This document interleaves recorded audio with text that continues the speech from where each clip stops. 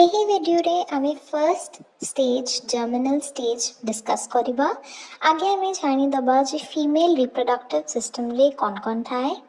ଆମର ତିନିଟା main part ଥାଏ। ଫର୍ଷ୍ଟ ୟୁଟେରସ୍, ସେକେଣ୍ଡ ଓଭରି ଆଉ third fallopian tube. Male sex cell को आमे स्पर्म कहूछु। गोटे वयस्क पुरुष और गोटे वयस्क महिला मैथ्यूम समय प्राय 300 रु 450 मिलियन शुक्राणु योनि मुख्य दे भीतर को प्रवेश करिथांती। एही यात्रा समय रे कोटि कोटि संख्यार शुक्राणु मध्यरु प्राय घात 1000 रु 20,000 पर्यंत शुक्राणु बंची रही डिंबाबाही यानी फैलोपियन ट्यूब नली मध्यकु प्रवेश करिबार सुजोग पाई थांती। आमे देखिछु जे मेल सेक्स सेल केमती देखा जाउछि। एटा होछि गोटे अंडा जोटा फीमेल सेक्स सेल होछि। ता उपरे आमे देखुछु केमती पुरुष लिंग शुक्राणु ता उपरे लागिकी रहिसंती।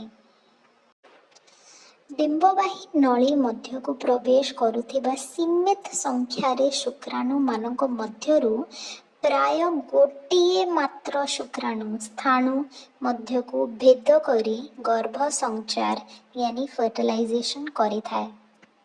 नूतन रूपे सृष्टि होइथिबा एही जीवकोशी आमे जाइगोट कहूछु।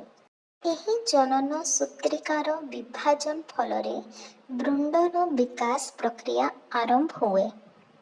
निशक्त डिंबर केंद्र भागरु यानी न्यूक्लियस रु आसुथिबा कोश केंद्रर खाद्य पदार्थ द्वारा एही बंची रही थाए। एही जाइगोटा ता निज न्यूक्लियस रु खाद्य आनिकी बंची रही थाए। जेबे से जाइगोट फैलोपियन ट्यूब रो यूट्रस को आसुची सही टाइम रे यूट्रस भी तार वॉल तार लाइनिंग को रक्त बाहाई के आहुरी मोटा और गद्दीदार करुची। एही गद्दीदार लाइनिंग रू जेबे से जाइगोटा आसिकी इम्प्लांट होची बसी थाए स्थापित हे थाए सही टाइम रे एही डिंबटा पोषण प्राप्त करी थाए एही यूट्रस लाइनिंग रू। एमती ए डिंबटा आसिकी इम्प्लांट होची ताको आमे कंसेप्शन कहूछु।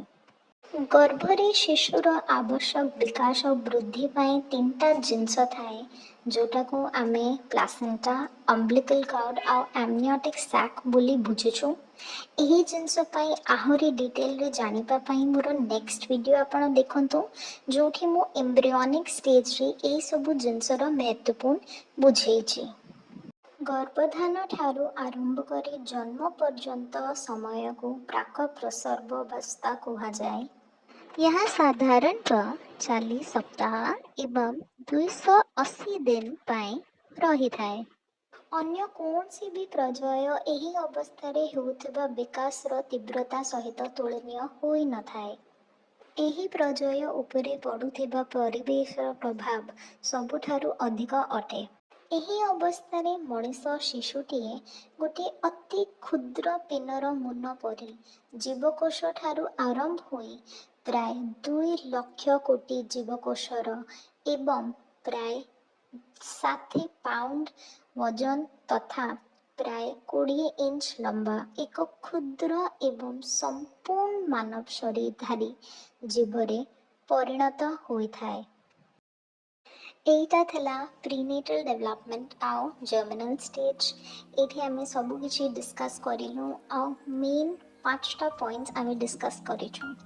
या परे एम्ब्रियोनिक आ फीटल स्टेज बुझेबा पाई मोर आहुरी वीडियोस अपलोडेड अछि सेटा देखंतु।